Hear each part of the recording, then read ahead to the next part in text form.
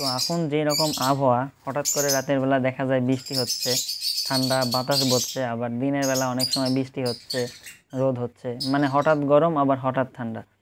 তো এরকম আবহাওয়ায় আমাদের পাখিগুলোকে সুস্থ রাখতে হলে অবশ্যই আমাদেরকে 3টা বিষয় লক্ষ্য রাখতে হবে। তো কী সেই 3টা বিষয় এবং আমরা কিভাবে আমাদের পাখিগুলোকে এই সময়ে সুস্থ রাখবো। আর আমি বিশেষ করে এই সময়ের কথা কেন বলছি, কারণ হচ্ছে এই সময়টাতে বেশিরভাগ ক্ষেত্রে পাখি ব্যাকটেরিয়ার দ্বারা বেশি সংক্রামিত হয় এবং হুটহাট করেই দেখা যায় পাখির ঠান্ডা লাগে, পাখির সবুজ পায়খানা করে, পাখি ঝিমায়, পাখি হঠাৎ করে মারা যায়। তো এই লক্ষণগুলো যদি দেখা যায় আপনার পাখির মাঝে, তাহলে অবশ্যই সেটার তত দ্রুত সম্ভব ট্রিটমেন্ট শুরু করতে হবে। এবং কীভাবে আপনি সেই ট্রিটমেন্টটা করবেন, কী ওষুধ ব্যবহার করবেন, ওটা আমি ভিডিও লাস্টে বলবো।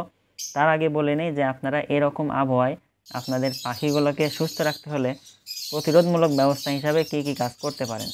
তো আমি 3টা কাজের কথা বলছি। প্রথম কাজটা হচ্ছে আপনার পাখিকে রাতের বেলা, বিশেষ করে যদি বৃষ্টিপাত হয় বা ঠান্ডা বাতাস বয়, ওই সময়টাতে রাতের বেলা পাখির এভিয়ারির জানালা বা দরজায় পর্দা দিয়ে দিতে হবে, যেন ঠান্ডা বাতাস সরাসরি পাখির গায়ে না লাগে। ঠান্ডা বাতাস যদি সরাসরি পাখির গায়ে লাগে এই সময়টাতে, তাহলে কিন্তু পাখি খুব দ্রুত অসুস্থ হবে, ঝিমাবে এবং 1-2 দিনের মধ্যে কিন্তু পাখি ঠিক হয়ে মারা যাবে। তো প্রথম কাজ হবে এটা। দ্বিতীয় কাজ হচ্ছে, যেহেতু এই সময় সালমোনেলা ব্যাকটেরিয়ার প্রভাব খুব ব্যাপক পরিমাণে বেড়ে যায়, খাবারের মাধ্যমে ছড়ায়, পানির মাধ্যমে ছড়ায়, বা ঠান্ডা বাতাস লাগলে পরিবেশের মাধ্যমেও এটা পাখি থেকে পাখিতে ছড়ায়। তো এই জন্য অবশ্যই আমাদেরকে এই সময়টাতে পাখির এভিয়ারি নিট এবং ক্লিন রাখতে হবে। প্রতি সপ্তাহে অন্ততপক্ষে একবার করে জীবাণুনাশক স্প্রে করতে হবে। তো পাখির এভিয়ারি, পাখির খাঁচার ট্রে, পাখির ব্রিডিং বক্স বা হাঁড়ি, যেটাই ব্যবহার করি না কেন, সেগুলো পরিষ্কার করতে হবে রেগুলার, এবং এগুলা জীবাণুনাশক দিয়ে স্প্রে করে আপনার জীবাণুমুক্ত করতে হবে। জীবাণুনাশক হিসাবে আপনি ভাইরোসিড ব্যবহার করতে পারেন, পটাশ পানি ব্যবহার করতে পারেন। তো এগুলোর মাধ্যমে আপনি জীবাণুনাশক বা জীবাণুমুক্ত করতে পারবেন। সুস্থ পাখিগুলোকে অসুস্থতার হাত থেকে বাঁচানোর জন্য আমি 2টা ওষুধ ব্যবহার করি এই সময়টাতে। সেটা হচ্ছে হেমকোপিএইচ, এটা আপনারা সংগ্রহ করে নেবেন। আর এটা যদি না পান, সেক্ষেত্রে আপনারা সালকিউর ওষুধটা ব্যবহার করতে পারেন। 2টার কাজ প্রায় কাছাকাছি। তো যেটা আপনাদের খুশি বা যেটা আপনাদের ব্যবহার করতে মন চায় সেটাই ব্যবহার করতে পারেন। আমি হেমকোপিএইচ এর আগে ব্যবহার করেছি, এখন আমার কাছে সালকিউর আছে। তো বর্তমানে আমি সালকিউর ব্যবহার করতেছি এবং এর সাথে সাথে TB71 এই ওষুধটা ব্যবহার করতেছি। এটা একটা পাউডার ফরম্যাট।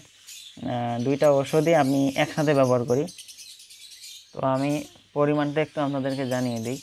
এই সালকিউর ওষুধটা 2 মিলি ব্যবহার করতে হবে 1 লিটার পানির সাথে, এবং TB71 যেটা, এটা 1 গ্রাম পরিমাণ ব্যবহার করতে হবে 1 লিটার পানির সাথে। অর্থাৎ 2টা ওষুধ আপনি একসাথেই দিতে পারবেন। 1 লিটার পানিতে সালকিউর 2 মিলি এবং TB71 1 গ্রাম। তো এই ওষুধটা আপনারা টানা 5 থেকে 7 দিন ব্যবহার করবেন। তো এটা ব্যবহার করলে যে কাজটা হবে, TB71 এটা সাধারণত পাখির ইমিউন সিস্টেম বুস্ট করে, যার ফলে কিন্তু পাখি সহজে রোগ আক্রান্ত হবে না, পাখির রোগ প্রতিরোধ ক্ষমতা অনেকটাই বৃদ্ধি পায়। এবং এর পাশাপাশি পাখির স্ট্রেংথ এবং অ্যাক্টিভিটি বাড়ায়, অর্থাৎ পাখি একটু চঞ্চল হবে, এবং পাখির যদি হালকা পাতলা ঠান্ডা লেগেও যায়, তারপরেও কিন্তু এটা সমাধান হয়ে যাবে TB71 দ্বারা। আর সালকিউর যে কাজটা করে সেটা হচ্ছে, এটা সাধারণত সালমোনেলা ব্যাকটেরিয়ার বিরুদ্ধে খুবই ভালো কার্যকরী। যদি সালমোনেলা ব্যাকটেরিয়ার দ্বারা পাখি অলরেডি আক্রান্ত হয়েও যায়, তারপরেও কিন্তু এই সালকিউর সেটাকে রিকভারি করে ফেলে। তো এই জন্য এই 2টা ওষুধ আপনি এই সময়টাতে ব্যবহার করতে পারেন পাখিগুলোকে সুস্থ রাখার জন্য। আর আরেকটা সবথেকে গুরুত্বপূর্ণ বিষয় যেটা, সেটা হচ্ছে রেগুলার পাখিকে টাটকা পানি দিতে হবে। অর্থাৎ আজকে যে পানিটা দেওয়া আছে এটা সন্ধ্যার দিকে আপনার বের করে ফেলে দেবেন, এবং পরদিন সকালবেলা একদম টাটকা টিউবওয়েল থেকে বা অথবা সাবমার্সি মোটর থেকে তোলা পানি দিতে হবে। কোনো মতেই আপনার ট্যাপের পানি ব্যবহার করা যাবে না। এমনিতেই এখন দেখা যায় এই ব্যাকটেরিয়া সংক্রমণের হার বেশি। এই সময়টাতে যদি আমরা একটু খাবার দাবার এবং পানির বিষয়গুলো সতর্ক না হই, তাহলে কিন্তু যতই ওষুধপত্র খাওয়ান, পাখি কিন্তু অসুস্থ হবেই। তো এই জন্য এই পানির বিষয়টা একটু মাথায় রাখতে হবে, প্রতিদিন সকাল সকাল টাটকা পানি দিতে হবে। তো এখন আসি, যদি আপনার পাখি দেখেন হঠাৎ করে ঝিমাচ্ছে বা সবুজ পায়খানা করতেছে, খাওয়া দাওয়া করতেছে না, শুকায় গেছে, বা যে কোনো লক্ষণ দেখা যাচ্ছে ঠান্ডা লাগার, তো ওই সময় আপনি প্রাথমিক চিকিৎসা হিসাবে কি করবেন। তো হঠাৎ করে যখন পাখির ঠান্ডা লাগে, তখন দেখা যায় যে সবুজ পায়খানা করে আর ঝিমায়, এই 2টা হচ্ছে প্রধান লক্ষণ। তো এই লক্ষণ দেখা যাওয়ার সাথে সাথেই আপনি পাখিকে ESB30 যে ওষুধটা রয়েছে এটা 1 গ্রাম 1 লিটার পানির সাথে মিশিয়ে, আর তার সাথে মানে ওই পানিতেই সালকিউর 2 মিলি 1 লিটার পানির সাথে মিশিয়ে এটা টানা 3 থেকে 4 দিন ব্যবহার করবেন। এবং 3 থেকে 4 দিন ব্যবহার করার পর যদি দেখেন পাখি উন্নতি হচ্ছে, তাহলে এটা টানা ব্যবহার করে যাবেন 7 দিন।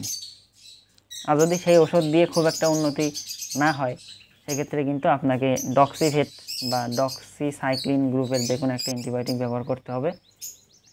এবং এটার সাথে অন্য কিছু দেওয়ার দরকার নাই, শুধুমাত্র এই ডক্সিভেটই চলবে টানা 5 দিন। এবং ডক্সিভেট দেওয়ার পরে আপনি সালকিউর আলাদা করে দিতে পারবেন। তো এই হচ্ছে মোটামুটি অবস্থা, আর বাকিটা পাখির উপর ডিপেন্ড করবে। পাখির অবস্থা বুঝে এটার ওষুধপত্র চেঞ্জ করতে হবে বা ট্রিটমেন্ট পাল্টাতে হবে। তো প্রাথমিক চিকিৎসা হিসাবে কি করবেন আপনি, সেটা আমি বলে দিলাম। আশা করি আজকের ভিডিওটা আপনাদের উপকারে আসবে, কারণ এই সময়টাতে এই সমস্যাগুলো বেশি হয় বলে আমি ভিডিওতে এই বিষয়গুলো জানানোর চেষ্টা করলাম, আমার অভিজ্ঞতা থেকে যতটুকু জানানো যায়। তো দেখা হচ্ছে নতুন কোনো দিন নতুন কোনো ভিডিওতে। ধন্যবাদ সবাইকে।